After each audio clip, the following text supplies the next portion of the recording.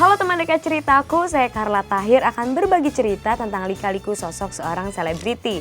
Ceritaku, cerita inspiratif tanpa gosip. Eca, ayo dong kayak orang pacaran. Ya, Ica nggak pernah pacaran, Ica nggak pernah jatuh cinta, jadi Ica bingung sendiri. Muka lo kenapa tuh? Bisulan? Ah, bisulan? Enggak. Gue cuma pengen lihat aja kalau muka gue pakai tato. Hah? Muka lo pakai tato? Ntar jelek dong. Jadi, lu pikir sekarang gue cakep ya?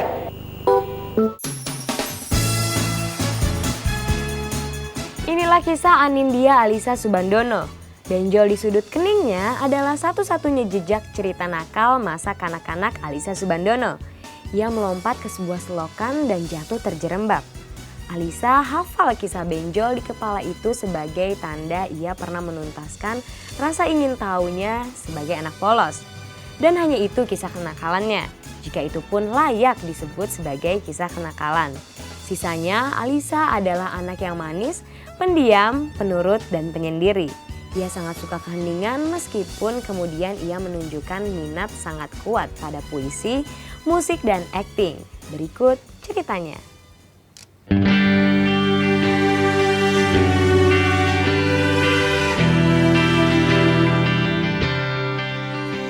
Ia terlahir sebagai Anindya Alisa Subandono. Perempuan kelahiran Jakarta 25 Desember 1991 ini sangat menyukai keheningan. Sejak kecil, bahkan sejak bayi, ia selalu menangis jika berada di tengah keramaian. Tapi sifatnya itu membuat Ica, begitu ia biasa disapa, berusaha untuk mandiri. Merasa nyaman menyendiri dan asik belajar atau merenungkan sesuatu, ia rasakan hingga ia duduk di bangku kuliah. Dalam kesendirian, ia merasa bisa memperoleh sesuatu yang nyata dibanding misalnya ketika ia jalan-jalan di mall. Tapi, satu-satunya kenakalan saat kecil yang dilakukan Ica adalah ketika ia melompat di atas selokan di dekat rumah. Hasilnya, nyungsep, kepala terbentur dinding selokan. Sampai sekarang, masih ada benjolan di keningnya yang tidak bisa hilang. Ica lebih enak sendiri gitu, kayak waktu itu pernah ulang tahun. Umur berapa ya? Itu tuh tiba-tiba kan kayak ada si komo gitu-gitu. Dipakainya sama mama ada banyak-banyak gitu, terus banyak tamu, Ica nangis. Dibawa ke kamar, di kamar itu malah seneng. Akhirnya yaudah di kamar itu. Menurutnya sih sebetulnya juga suka gambar, suka nulis puisi. Jadi kadang kalau di kamar itu ya enak gitu gambar, nulis puisi kayak gitu. Dari kecil memang saya lihat tuh dia lebih mandiri gitu ya, independen banget dia gitu. Jadi dia kadang kalau ngerjakan apa-apa juga sendiri gitu tanpa harus dibantu kakaknya atau terus main sama kita. Dia tuh sendiri lebih senang menyendiri aja seperti itu gitu. Sehingga mungkin dia kadang kemana lari-lari ke sana itu sendiri tanpa dia melihat misalnya wah ini bahaya atau enggak gitu. Memang jadi dia waktu usia 2 tahun dia pernah jatuh ke selokan seperti itu aja. Itu karena maksudnya anaknya tuh nggak bisa diem seperti itu aja. Dia tahu kalau misalnya ini kenapa nih sampai sebenarnya kok benjol atau apa. Oh enggak, dia tahu itu ceritanya karena itu jatuh itu aja. Ica terbilang sulit untuk bisa terbuka dengan orang yang baru ia kenal. Karena itu butuh waktu lama baru ia bisa beradaptasi dengan orang-orang sekitarnya. Hal itu pula yang terjadi saat Ica mulai terlibat dalam kegiatan syuting sinetron ataupun film yang harus bekerja sama dengan orang lain. Tapi ada sisi positif dari kegiatan tersebut bagi perkembangan kepribadian Ica.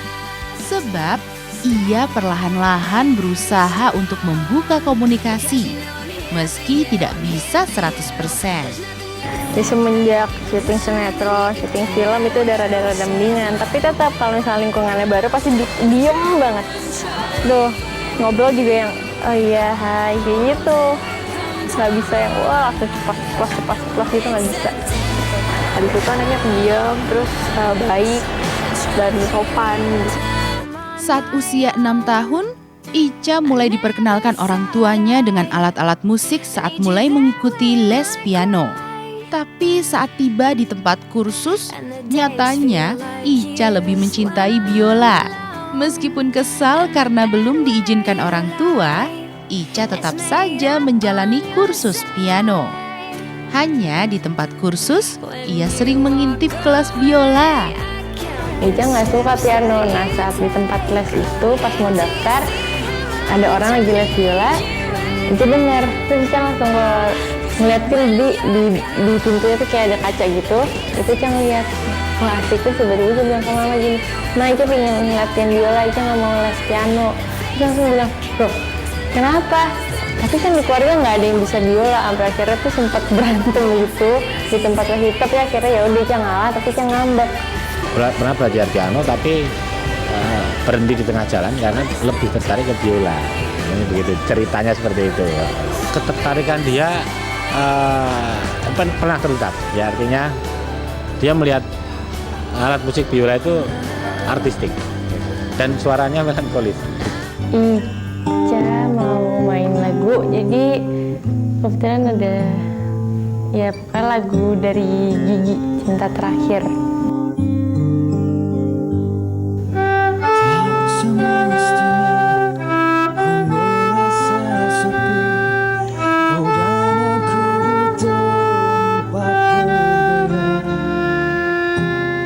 Minatnya pada puisi, musik, dan akting mengantar Alyssa Soebandono ke dunia entertainment. Kakinya mulai menapaki dunia entertainment berkat aktingnya di film fenomenal Petualangan Sherina. Dari sinilah langkah Alyssa semakin dalam.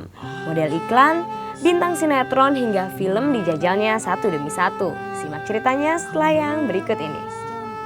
Ica, ayo dong kayak orang pacaran. Ya, Ica nggak pernah pacaran, Ica nggak pernah jatuh cinta, jadi Ica bingung sendiri.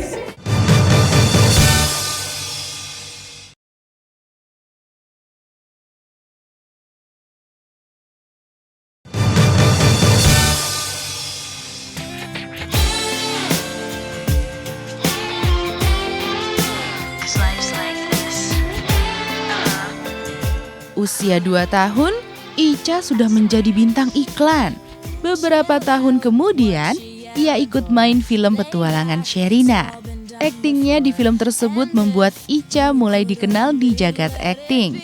Sejak itu, Ica merasa menikmati dengan kegiatan memainkan karakter orang lain.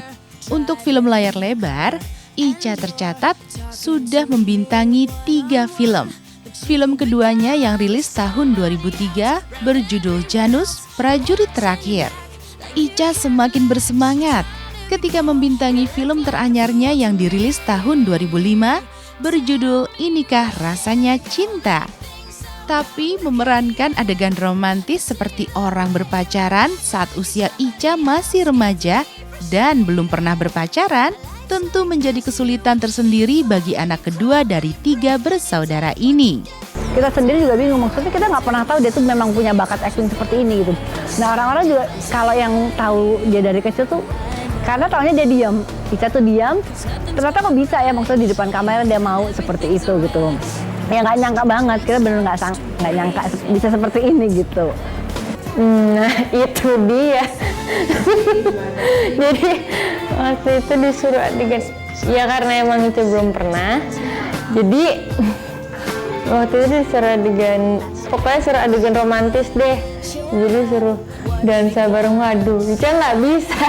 Jadi bang, Ica ayo dong kayak orang pacaran. Ya Ica nggak pernah pacaran, Ica nggak pernah jatuh cinta, jadi Ica bingung sendiri. Debut akting di film layar lebar membuat Ica dengan mudah melenggang ke layar kaca. Untuk kelas sinetron, Ica terbilang pesinetron yang laris.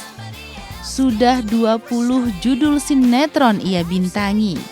Di antaranya sinetron Inikah Rasanya, Belayan Sayang, Pengantin Remaja, Bunga di Tepi Jalan, dan Ada Apa Denganmu.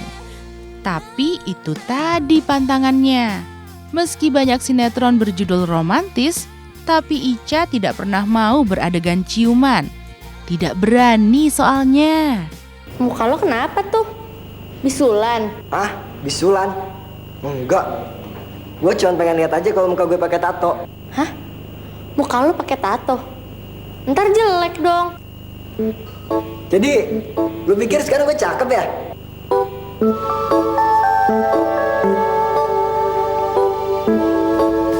ciuman sih nggak, Ica nggak pernah mau gitu kalau adegan ciuman. Tapi mungkin rada susah untuk adegan yang suruh romantis berdua gitu tuh rada susah gitu. Soalnya kan Ica nggak pernah dan Ica juga yang nggak tahu yang suruh adegan romantis kayak gitu Ica nggak tahu. Mau kemananya tuh juga bingung Mbak gitu, maksudnya ya mungkin saya serahkan ke anaknya aja sih.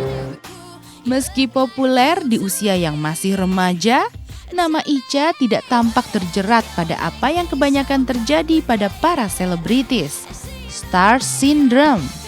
Tampaknya kesukaan Ica pada kesunyian membuatnya mampu mengendalikan diri dari sifat congkak dan sombong layaknya anak seusianya. Jangan pernah merasa tinggi hati gitu, jangan sombong dan ingat harus selalu bersyukur atas segala karya yang sudah Ica dapat dan selalu berusaha untuk lebih baik dari sekarang. Ica bersyukur Ica dikasih ya seperti ini sama Allah gitu. Tapi ya itu Ica masih banyak kekurangannya gitu. Karena kan nggak ada manusia yang sempurna gitu. Sesempurna itu pasti lebih sempurna Allah.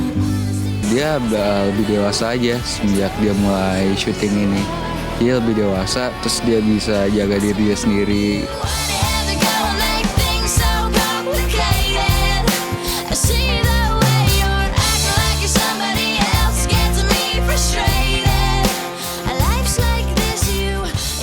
Pendidikan adalah fragmen paling mencengangkan dalam hidup Alyssa Soebandono.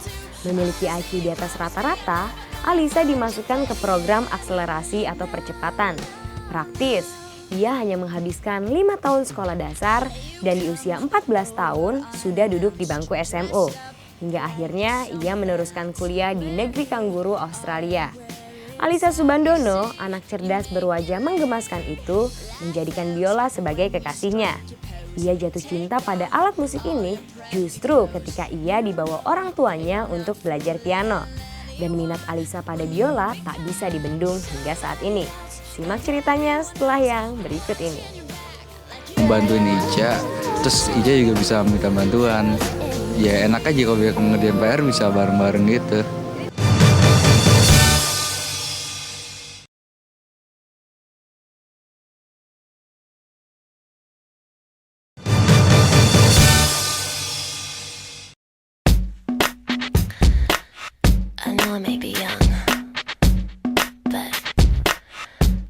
Di tengah kesibukan Ica membintangi film dan sinetron, pendidikan tetap menjadi prioritas utama dalam kegiatan hari-harinya.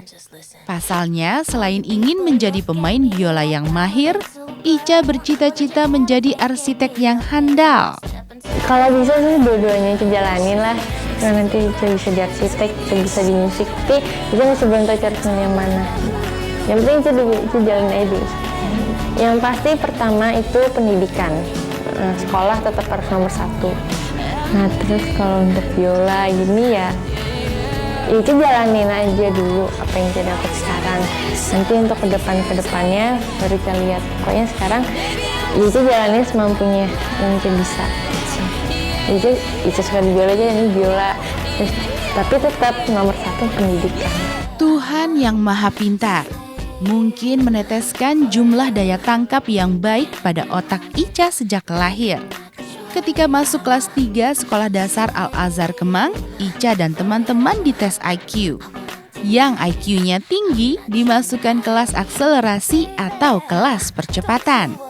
Tapi Ica menjalani masa sekolah dasar hanya 5 tahun. Maka ketika masuk sekolah menengah umum, usianya baru 14 tahun.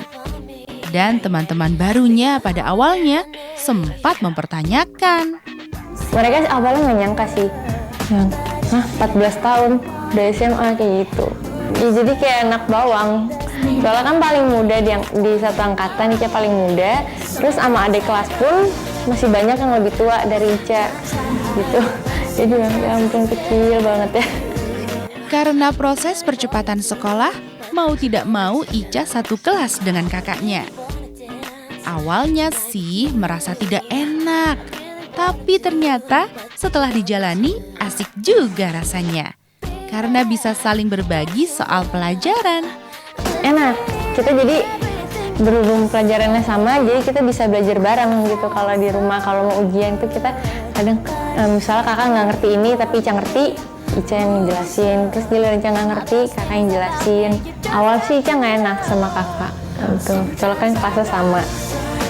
Akhirnya ya udah, ya emang Ica masuk kelas akselerasi itu, dan kakak juga ngerti, ya nggak apa-apa. Cuman ya gitu, kadang kasihan dikira kakak kita tuh kembar atau enggak kakak yang nggak naik kelas, padahal tuh sebenarnya enggak, bukan Ica yang kecepetan gitu. Jadi kalau orang yang nggak tahu kadang bilang oh kembar ya kayak gitu, jadi orang bingung loh kok kakak adik sama satu angkatan, tapi kalau udah dijelasin oh iya ngerti gitu mereka. Kalau pandangan teman-teman ya terima aja, terima. Oh kan mereka juga udah tahu kan Ica ikut akselerasi, terus merasa senang aja, jadi bisa ngebantuin Ica, terus Ica juga bisa minta bantuan.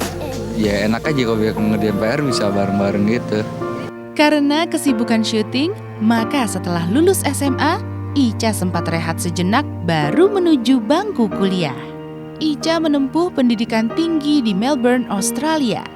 Ia berangkat ke Melbourne tanggal 29 Juni 2009 setelah menggelar farewell party di Jakarta. Iya, hari ini memang acaranya mungkin sebenarnya simpel ya gitu, bukan acara mewah atau gimana. Hanya untuk farewell party aja gitu, karena kan mengingat tanggal 29 Ica akan berangkat ke Australia untuk menempuh pendidikan di sana gitu. Jadi Ica mikir kayaknya saat hari ini yang memang tepat, di mana semuanya bisa ngumpul teman-teman Ica gitu, dan memang Ica juga mohon doa restu sih ya. Saya tahu dia bisa mandiri. Ya, Alisa saya sudah sering nasihati dan sebagainya, nggak begitu. Dia tahu apa yang mesti dikerjakan. Itu aja.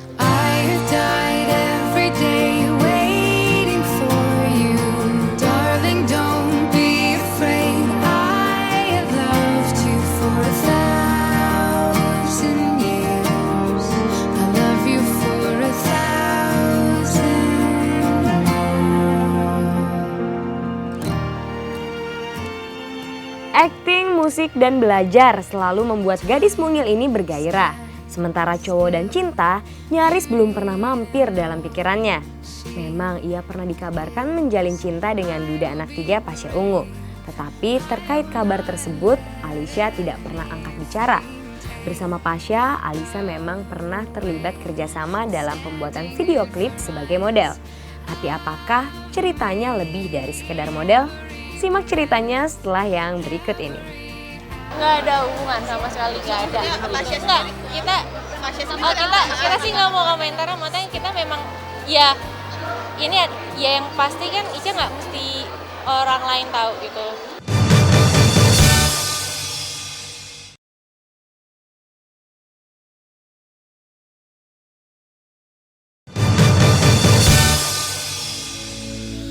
Menatap indahnya senyuman di wajahmu, membuatku terdiam dan terpaku. Selama SMP dan SMA, nyaris Ica tidak punya kisah cinta. Banyak cewek menandai masa-masa ini sebagai masa puber, ketika terjadi perubahan hormonal dalam tubuh. Cewek biasanya mengalami menstruasi. Nah, kalau menstruasi, sebagai perempuan normal, Ica juga mengalaminya tentu. Tapi, apakah setelah itu ia merasakan ingin jatuh cinta? Itu dia masalahnya. Pertama kali itu sehari sebelum Ica ulang tahun 2003. Iya pokoknya 12 tahun. Ica mah walaupun mata ya Ica ada menstruasi gitu, tapi Ica nggak mikir oh harus jatuh cinta nih gitu, enggak. Jadi ya tetap aja pokoknya belajar dulu sekarang gitu, Ica nggak mikirin masalah cinta gitu, enggak.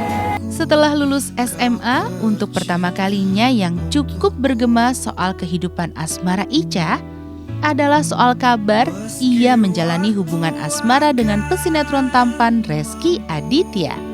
Tapi entah karena perbedaan usia atau karena Ica masih fokus kerja dan pendidikan, tidak tampak kabar tersebut menjadi jelas adanya. Kedewasaan Ica sendiri itu kan kelihatan sih juga dari lingkungan Ica gitu kan. Ica juga di lokasi syuting kan semua juga yang udah lebih dewasa dari Ica, jadi kan pikirannya juga jadi lebih dewasa dan otomatis Ica pun jadi angkat juga lebih dewasa gitu. Tapi nggak paksain Ica harus yang nonton Ica 14 tahun tapi Ica SMA jadi pikiran Ica harus kayak anak SMA gitu, enggak ya. Walaupun kayak gitu, tapi kalau untuk Ica sih yang penting sih bisa ngikutin pelajaran di SMA itu. Berakhir sudah pencarian cintaku. Masalah kehidupan asmara Ica yang sangat menggemparkan kala itu dipicu oleh beredarnya foto mesra perempuan yang wajahnya mirip Ica dan mirip Pasha Ungu. Entah ada yang berniat menjatuhkan citranya, foto tersebut menimbulkan kegelisahan tersendiri bagi Ica dan keluarganya. Ica tidak menampik bahwa dirinya pernah terlibat kerjasama dengan Pasha Ungu sebagai model video klip.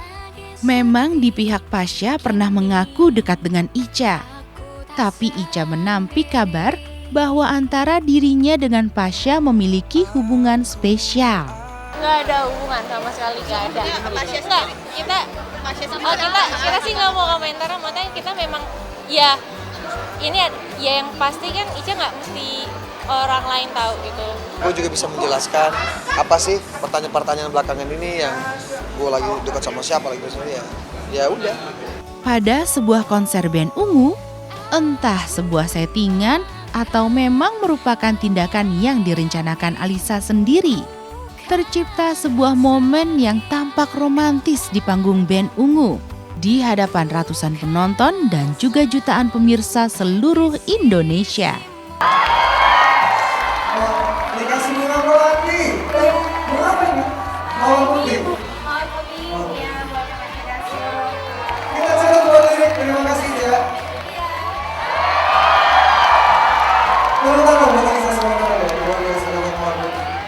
Tapi karena Ica pernah bekerja sama dengan mereka, jadi akhirnya juga sebagai tanda Ica menghargai mereka dan ucapan terima kasih Ica datang gitu sebagai undangan. Tiba diriku di penghujung mencari cinta. Kita dianugerahi talenta dengan kadarnya masing-masing, tetapi kita bertanggung jawab untuk mengembangkan talenta tersebut secara maksimal demi kebaikan orang-orang sekitar kita. Semoga cerita dari kehidupan selebriti tadi membawa inspirasi bagi kehidupan Anda. Sampai berjumpa di ceritaku berikutnya. Dadah! Oh, aku akan